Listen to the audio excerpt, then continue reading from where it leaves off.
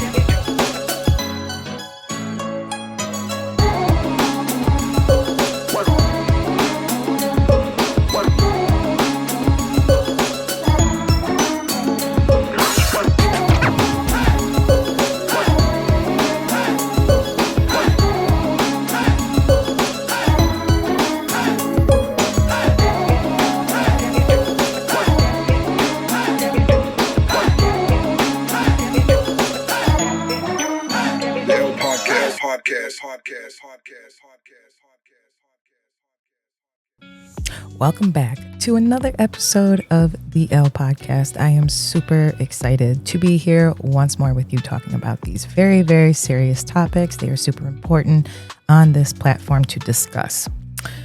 What are we talking about today? We are talking about mental health and parenting. That is what we're talking about because I feel that everybody that is a parent can relate to this. It does not matter if you have a child with special needs, disabilities, or normal, healthy, functioning child. It doesn't matter. Parenting, especially in 2025. How do you balance mental health and parenting? Does anybody out there have the answers for that? If you do, please let me know. Come on the show. I always encourage you to come on the show. If we break this down and we look at what mental health even is, it looks different for everybody. I know that I have gotten to a point in my life where I feel that therapy is very important. Therapy can be a very frightening word for maybe my generation. I'm a millennial. That might be a little uncomfortable for some people. For me, it's a part of my self-care. And it's very important that you have someone that holds you accountable, because if you have yes men and what I like to call them hype men in your circle, how are you going to know you did anything wrong? None of us are perfect, right? So I constantly like to have that accountability, although it may be tough to hear sometimes, but it is super, super important. So it's very important to keep that in mind when you are also parenting, to remember that, hey, your kid is learning and exploring just like you did. What does mental health look like for you? When I'm going on social media and I see someone pampering themselves, like going on a cruise, going to the spa, going to get their hair or nails done, anything of sorts, sometimes people may not see that as like pampering your self-care. It might be a part of your regular everyday routine. I know before I had kids, I had all the time in the world. So it was nothing for me to spend hours on my self-care, go to the gym, maybe tan, maybe do some yoga, maybe take a couple of fitness classes, and then get my hair done, get my nails done, go to the mall and get a new outfit. Oh my gosh. I don't even know what that feels like nowadays, new outfit. Every time I go out to get me a new outfit, I end up shopping for my kids. I know that when I drop my daughter off in the morning, I got exactly 5 minutes, maybe 6 if there's traffic, to pick either one song or 2 songs, because I'm at the house by that time. So I know this every morning, right?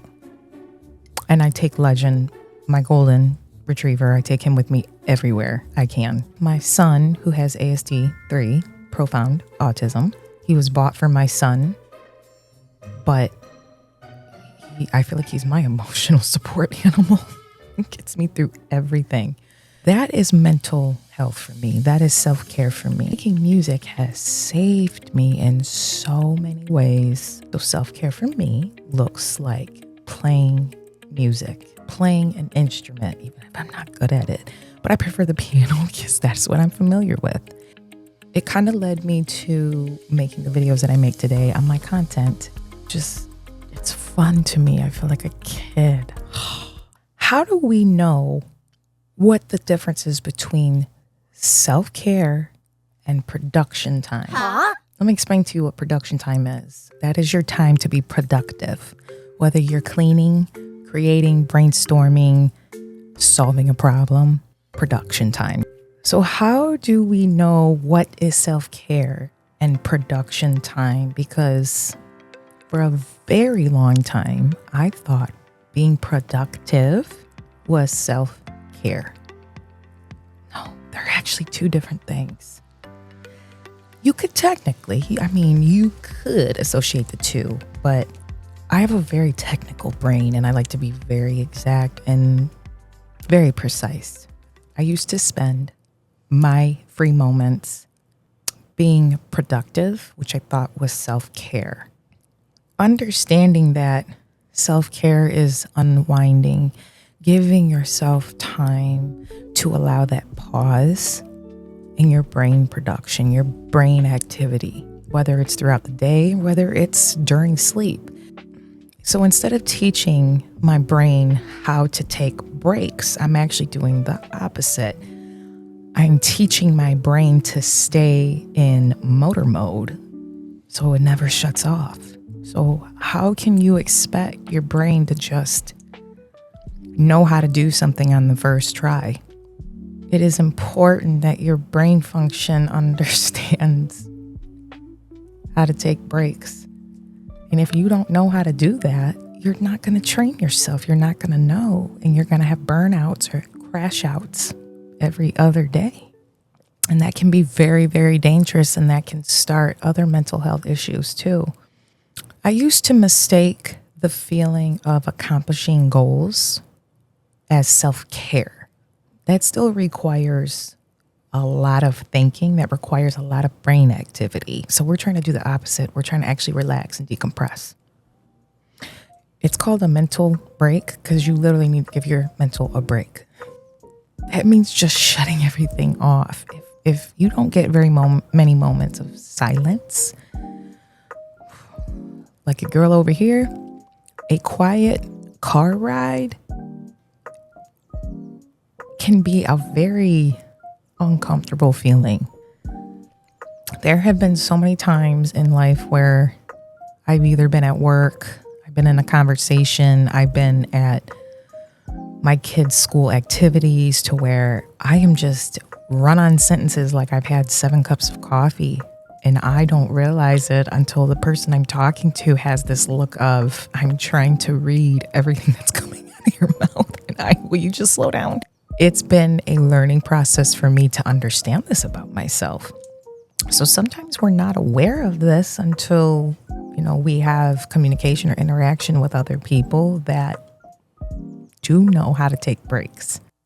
I want to talk about the men for a second. I really want to talk about the men for a second because there is so much taboo about men showing emotions and men being able to talk about mental health. I've seen a few men on social media talking about their experience of going to therapy because it wasn't allowed for men to show their emotions back in the day. Man up. And before I could read the rest of their post, I stopped. I was able to pause for a second and really process seeing and reading. That's what I have to do. I have to read something a couple times and process it.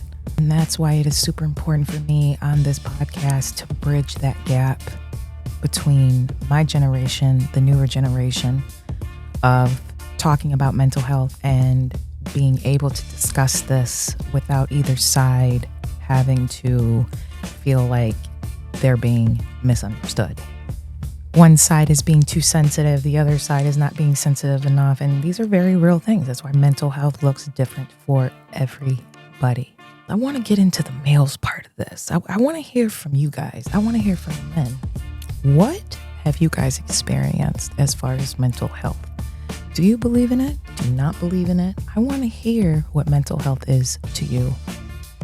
I don't know if this has anything to do with it, but I am a Scorpio. So I don't know if that don't have anything to do with it, because I'm a very sensitive Scorpio. I'm not your typical Scorpio. I know all the stereotypes that come with being a Scorpio, and that's not necessarily true. Maybe being a Scorpio has a little bit to do with my emotional side, but I'm still very sensitive, I like to think. I want to hear from the men because I feel they have pressure too. So I'm very curious for you to come on the show and talk to us about it because we want to know.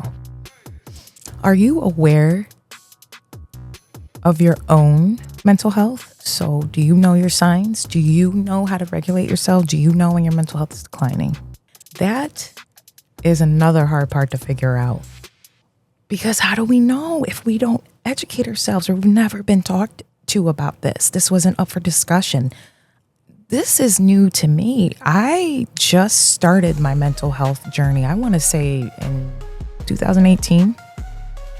That's not really that long ago, considering my age. So therapy is always wonderful. I don't care what age you are. It is wonderful. It is so nice to have someone sit across from you and not judge you. So you don't have to talk to someone that's in your family and know all these intimate details about what you're going through and that may not know how to help you in the best of ways. So it is always good to see a licensed professional that is there to help you through your specific needs. And it will take some time, so please be patient with yourself when it comes to looking for a therapist to talk to.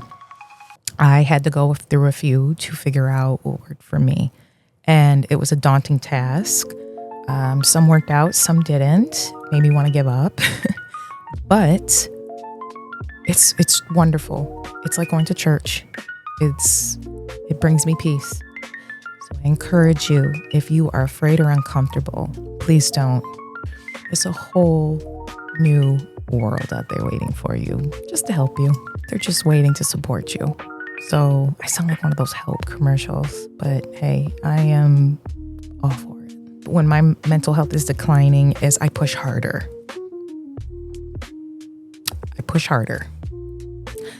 Well, how does that sound bad, L'Oreal? Well, it does, because instead of me saying I need rest, I go harder. How do you go harder on an empty tank? Does your car go fast when your tank is on E? No, it does not. So sit down somewhere and figure out how to get gas. That is how I know my mental health needs to take a break. I need a break. How do you do that with parenting? How do you do that when your kid's energy level is all the way up here, your energy level is down here? I push harder because I'm trying to get everything done in the little amount of time that I do have, especially if I know my sons are having a hard day that day. So that's why I am always in a hurry with trying to cram things in, because I don't know when I'm going to get those times again. And there are days where it can be hard. But those are the days that I need to take a break and learn how to incorporate that extra self-care so I can have that good mental health. And that's just important with whatever kind of lifestyle that you have. Another sign for me when my mental health is declining is I set these unrealistic goals. And they cause burnout. Because my kids have special needs, I never know when I'm going to get another break. So I try to do everything quickly. I try to do everything within that little amount of time, which causes me to have burnouts and crash outs. So I don't realize that this is hard to operate in this manner, because to me, this is the only way to function. To think about the single parents, the single moms, the single dads that are doing this. Oh my gosh. Hats off to you. Hats off to you, because there are no rest days. So much on their plate to handle everything alone. And if you've been alone, you can understand how that feels. God bless you. You are the real MVP. How do you find time for mental health? How do you find time to maintain mental wealth? Wealth, not health, mental wealth. Learning how to balance time for yourself and the kids is something you only gain with experience and time.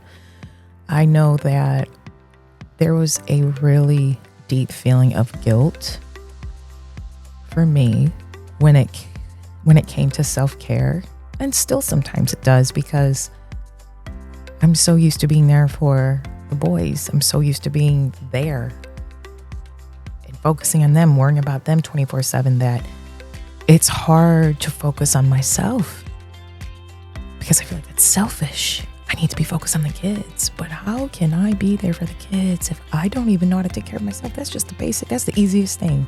The easiest thing is looking out for yourself. If you can't look out for yourself, you can't do anything else. You have to learn the basics. Let's take care of your vessel, and then you're good for everybody else. Literally, there's no other way. That's why self-care is important. I keep stressing it. I'm practicing what I preach. I'm doing this with you guys, okay? Because I'm learning too.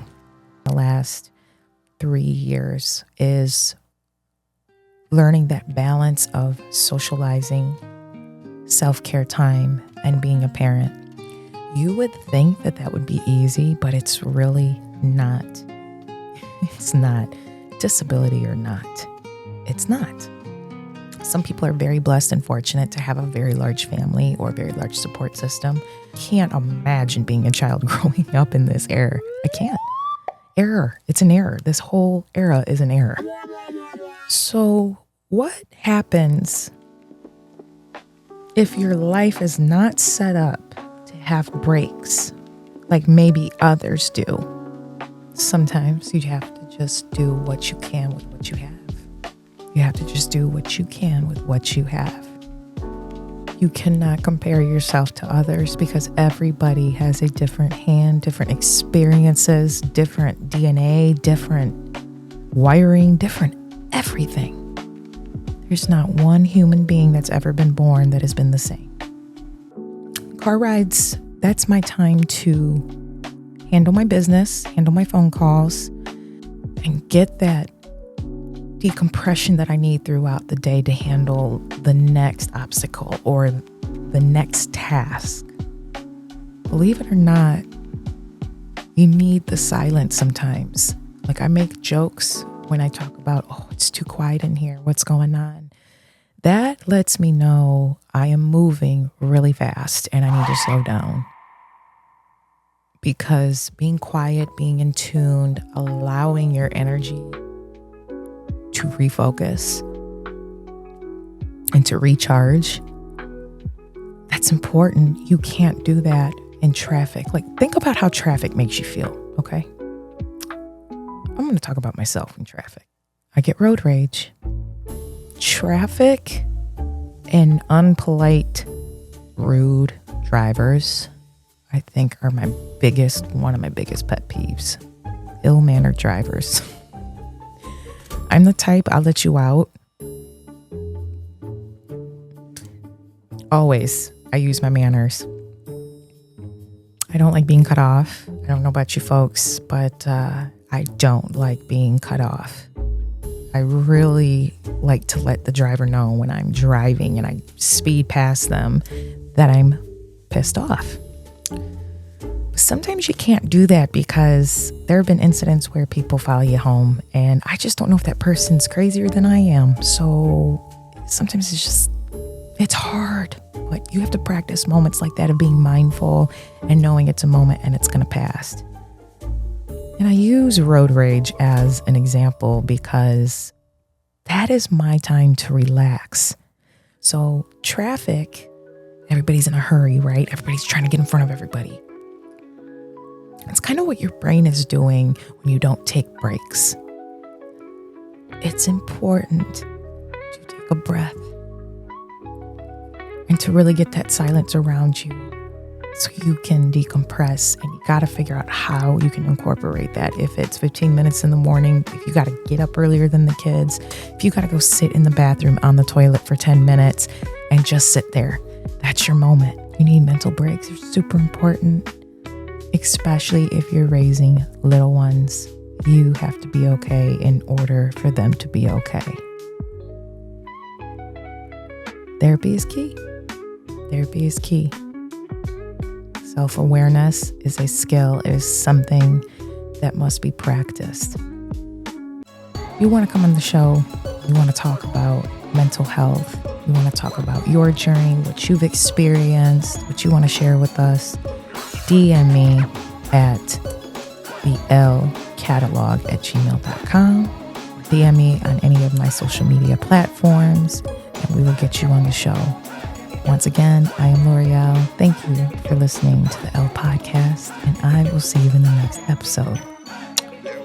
Ciao.